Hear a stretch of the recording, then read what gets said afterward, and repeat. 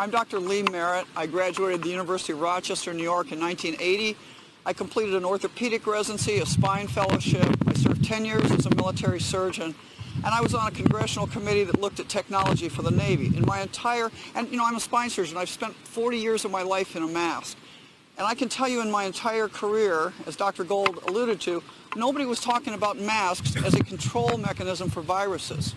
Now, I understand why they can convince people they work, because when you put on a mask and you sneeze, you can tell that it hangs on to those sneeze particles.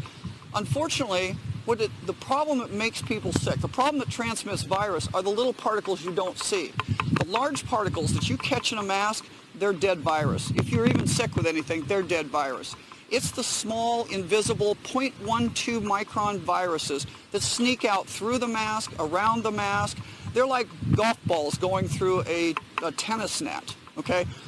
Our masks, even the very best medical mask, cannot screen out, cannot protect you from this kind of small particle virus.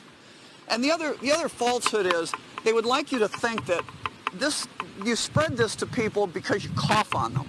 No, nobody coughs on each other. When's the last time you ever coughed on anybody? What really is happening is if somebody's diseased and they have this virus, it gets into the atmosphere and the whole fluid, the air fluidity is filled with little viruses. We have it around us all the time. You can't mask that away. Now, that doesn't mean there aren't options. There are treatments, as we just heard. There is also environmental mitigation. Turns out humidity is great for this. But masks don't control viruses, they control you. And the biggest myth in this is that they're not damaging. You hear people say all the time, well, they may not do much, but they're not really hurting anybody. Yes, they are.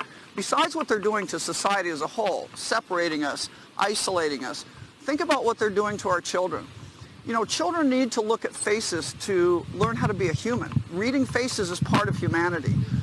Interacting with people. We are creating a generation of children that have an inchoate fear of things. A 4-year-old doesn't understand what's going on. And we are making a generation of children that are afraid of their environment.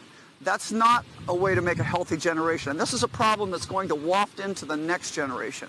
We have to stop this now. We have to take our country back.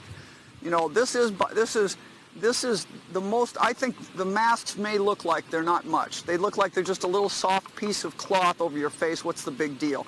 The big deal is that they may be soft and they may look okay, but this is George Orwell's boot on the human face forever if we don't get this off. Thank you.